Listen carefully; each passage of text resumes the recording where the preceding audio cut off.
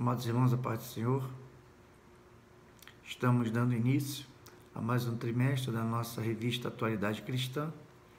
Lembrando que, excepcionalmente nesse trimestre, nossa revista será uma revista digital e sem ônus para cada um de nós. Espero que o irmão ou a irmã já tenham recebido a sua revista e quero louvar ao nome do Senhor pela vida dos nossos pastores presidentes que decidiram, por bem, devido a essa pandemia, devido às restrições, devido aos isolamentos social, a gente possuir essa revista em meio digital para que não possamos perder em nada aquilo que Deus tem para nós. Que Deus nos abençoe, que Deus nos guarde. E o meu desejo é que o Espírito Santo de Deus nesse trimestre fale muito conosco, como tem falado poderosamente às manhãs de domingo. E o título dessa revista, da revista desse trimestre, terceiro trimestre, é justamente sobre Elias e Eliseu. Vamos estudar acerca desses dois gigantes, desses dois grandes homens de Deus, desses dois heróis da fé. Eles têm muito a nos ensinar e nós aprenderemos com os mesmos nesse trimestre. O fundamento da nossa lição encontra-se em Salmo, capítulo 37, versículo 18 e 19. Lembrando que hoje, dia 5 de julho, a nossa lição é a lição de número 1, e o título desta lição é Elias, o profeta que confiava verdadeiramente em Deus. Nosso fundamento: o Senhor conhece os dias dos retos, e a sua herança permanecerá para sempre. Não serão envergonhados nos dias maus, e nos dias de fome se fartarão. Salmo 37, versos 18 e 19. Leitura bíblica em classe. Então Elias, o tisbita dos moradores de Gileade, disse a Acabe: Vive o Senhor, Deus de Israel, perante cuja face estou, que nestes anos nem orvalho nem chuva haverá, senão segundo a minha palavra. Depois veio a ele a palavra do Senhor, dizendo: Vai-te daqui e vira-te para o oriente, esconde-te junto ao ribeiro de Querite, que está diante do Jordão, e há de ser que beberás do ribeiro, e tenho ordenado aos corvos que te sustentem. Foi, pois, e fez conforme a palavra do Senhor. Porque foi e habitou junto ao ribeiro de Querite, que está diante do Jordão, e os corvos lhe traziam pão e carne pela manhã, como também carne e pão à noite. E tinha havido chuva na terra. E sucedeu que, passados os dias, o ribeiro se secou, porque não tinha havido chuva na terra. Então veio a ele a palavra do Senhor, dizendo: Levanta-te e sai a Sarepta, que é de Sidom, e habita ali, e eis que ordenei ali a uma mulher viúva que te sustente. Senhor, te agradeço por esta palavra, por esta lição. Fala conosco, é o que eu te peço, em nome de Jesus. Amém. Pois bem, irmãos, neste trimestre nós estudaremos a linda história de Elias, do seu chamado, e como por ele foram realizados grandes milagres por Deus. Aprenderemos como Deus opera de forma imprevisível somente para nos dar vitória, e dar vitória a um servo seu. Deus faz acontecer quando parece que não tem jeito e usa pessoas para fortalecer a nossa fé. O primeiro tópico da nossa lição diz o seguinte: Deus age de várias formas, E logo de início, o autor da revista, pastor João Joaquim de Oliveira, ele nos dá aqui uma breve biografia de Elias. Quem era Elias? O que significa seu nome? O profeta Elias é o nome, logicamente, do hebraico, é uma abreviação, El e Yah, O primeiro significa poder e o segundo é uma abreviação de Yahvé, o Deus eterno. E esse nome, literalmente, meu Deus é Javé, No Antigo Testamento, o nome Elias, ele não é exclusivo, ele não foi único. esse nome a gente encontra na Bíblia para outras pessoas em diferentes épocas. Entretanto, nós vamos falar acerca do profeta Elias. É ele que nos chama a atenção. É ele que tem algo profundo para nos ensinar através da sua vida, através do seu ministério. E aqui o autor ele fala acerca de outros Elias que existiram na Bíblia, né? O primeiro foi um que foi chefe da família da tribo de Benjamim. O segundo foi um sacerdote que estava cativo na Babilônia, mas por ocasião do retorno dos israelitas, né, para a sua terra natal, ele foi obrigado a divorciar-se, né, da sua esposa, porque ela era uma estrangeira. Isso está lá em Êxodo, capítulo 10, 21. Tem também o Elamita, né, o filho de Elão, um homem que também se casou com uma estrangeira e na volta do cativeiro também teve que se divorciar, né? Êxodo 10, 26 também nos fala isso. Mas o que nós vamos falar é acerca do profeta Elias, grande homem de Deus, cheio de fé. Jamais existiu um profeta com tamanha fé como a de Elias. Irmãos, ele orou e o céu cessou, não choveu por 3 anos e meio. E após 3 anos e meio, ele mesmo orou ao Senhor e novamente as chuvas caíram. Homem de fé, homem onde os milagres de Deus o acompanhavam, porque ele confiava no Senhor. Deus era a força que operava no profeta Elias, assim como opera até hoje em nossas vidas, né? Não podemos esquecer disso jamais. É Deus que opera através de nós, é Deus que opera em nós. Ele é a nossa força, Ele é o nosso socorro bem presente no dia da angústia. Deus foi e era toda a força de Elias, mentor de sua missão, e foi quem deu o nome ao profeta, pois a Bíblia não tem referência de genealogia de Elias. Ele é chamado de Tisbita, né? Ou seja, ele nasceu em Tisbe, né? Que era uma cidade, né? A cidadela de Gileade, ao leste do Rio Jordão, atualmente na Transjordânia. A Bíblia não fala de seus pais nem descendentes. Ele ficou muito conhecido em Israel porque aparecia e desaparecia ao mesmo tempo, como se uma das mais importantes características do profeta saber a hora certa de chegar e a hora certa de sair. O profeta Elias foi o profeta mais conhecido do Antigo Testamento, o mais ousado dos profetas ao enfrentar o sistema corrupto e de apostasia do governo, né, do rei Acabe e do rei Acasias, aproximadamente em 875 a 850 a.C. Entre todos os profetas e sábios do Velho Testamento, nenhum teve uma influência tão relevante como Elias o Tisbita. Ou seja, vemos logo aqui nessa pequena biografia que Elias ele era diferenciado dos demais profetas. Vemos que Deus usava poderosamente. E veremos durante a lição como Deus o usou e o que tiramos isso de lição para as nossas vidas. O profeta Elias e o povo, né? O profeta nem poderia pensar que usaria,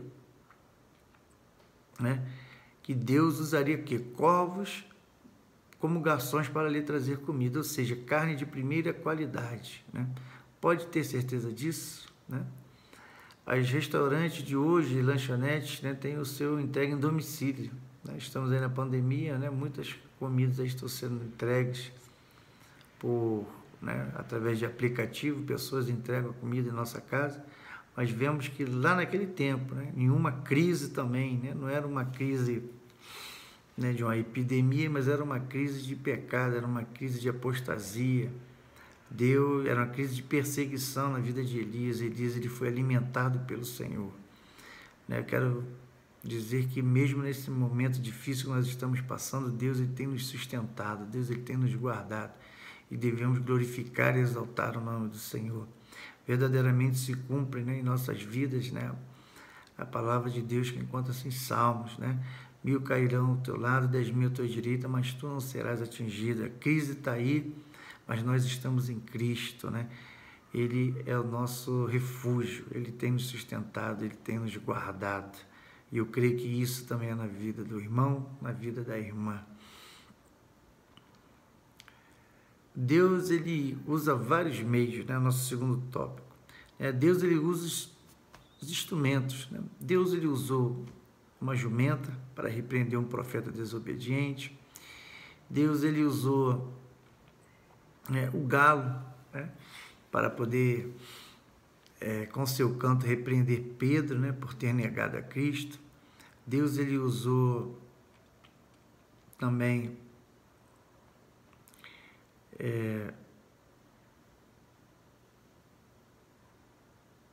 um desprezado jumentinho, né? Que Jesus usou, aquele desprezado jumentinho, para entrar, fazer a sua entrada triunfal em Jerusalém. Ou seja, a forma de Deus agir confunde muitas das vezes, né? Ou quase sempre, a lógica humana, né? Como pode, né, as pessoas gritarem só o Senhor é Deus, tocarem a trombeta e as muralhas caírem? Isso é fé, isso é confiança no Senhor. Deus, Ele usa os instrumentos, usa a sua maneira para fazer do jeito que Ele quer, da maneira que Ele quer.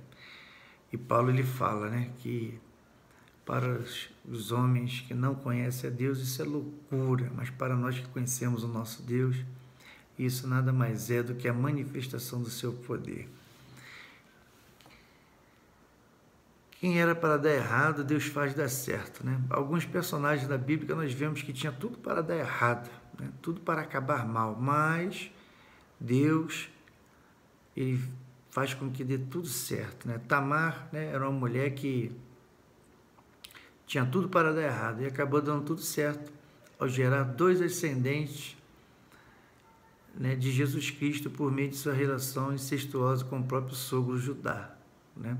Está lá em Gênesis capítulo 38, de 13 ao 30, né? A história os irmãos conhecem, né? Ela se disfarçou como uma prostituta, né? E Judá entrou a ela e ela ficou pejada, né? Ela ficou grávida e quando Judá soube que ela estava grávida, não sabendo quem era a mesma naquele dia, tentou matá-la, mas ela tinha, né, ficado com ela, com o penhor, o bordão de Judá, e foi ele que tinha cometido aquele incesto ali. Então, nós vemos que Deus usa as coisas que estão para dar errado, tudo para dar certo, né? Ele faz da sua maneira, do jeito que Ele quer, da maneira que Ele quer. Raabe também era uma prostituta, né?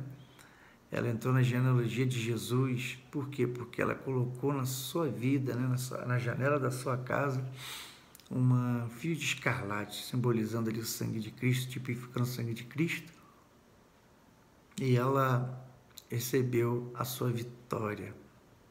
Coisas que não eram para dar certo, e o nosso Deus faz dar certo, né? Os irmãos de José fizeram algo terrível, venderam seu irmão como escravo, e tudo aquilo ali que eles fizeram não era para dar certo. Deus tinha uma promessa na vida de José, e ao lermos essa passagem, sem antes sabermos do final, logicamente, claro que agora a gente já sabe qual foi o final da história, mas ao lermos pela primeira vez, sem sabermos o contexto e o que vai acontecer no final, nós vemos que aquela promessa ali poderia estar chegando ao fim, poderia não estar mais se cumprindo na vida de José. Mas muito pelo contrário, essas coisas que não eram para dar certo na vida daquele homem, acabaram colaborando para que viesse à tona. E a palavra de Deus diz que todas as coisas cooperam para o bem daqueles que amam o Senhor, né? Que são chamados segundo, né, o seu propósito. Ou seja, Deus ele é fiel, irmãos, independente das circunstâncias, né? Se Ele falou, se Ele decretou, nada nem ninguém pode impedir. O nosso tópico 3 fala que Elias se apresenta à viúva de Sarepta, né? A fome já estava generalizada e Deus manda Elias ir até Sidom, até Sarepta. Para quê? Para se encontrar com uma viúva. E ao encontrar-se com essa viúva, ele pede àquela mulher o quê? Pão e água. Coisas que estavam escassas naquele momento. E aquela mulher fala, olha, só tem um pouco, né, de farinha, um pouquinho de azeite. Mas a palavra de Deus, através da vida daquele homem, né, Elias fala, olha, faz para mim um bolo pequeno, depois faça para o seu filho, para você. E te digo que assim diz o Senhor, não faltará farinha na tua panela, né, nem azeite na tua botija, até que cesse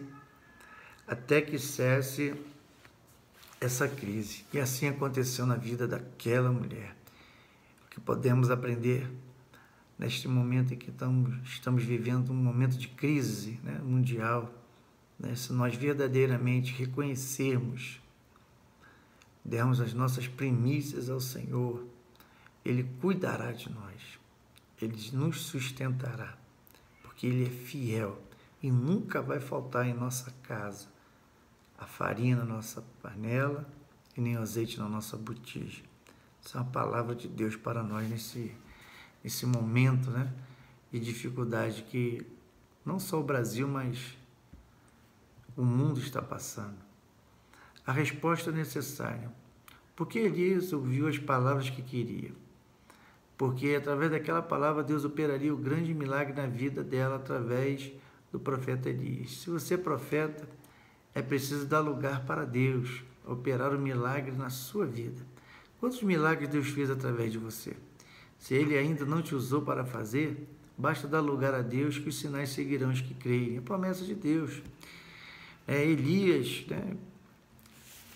Lá em Tiago, capítulo 5, né? Vou até ler para os irmãos aqui, no versículo 17 e 18, diz o seguinte, nós devemos orar, interceder, né?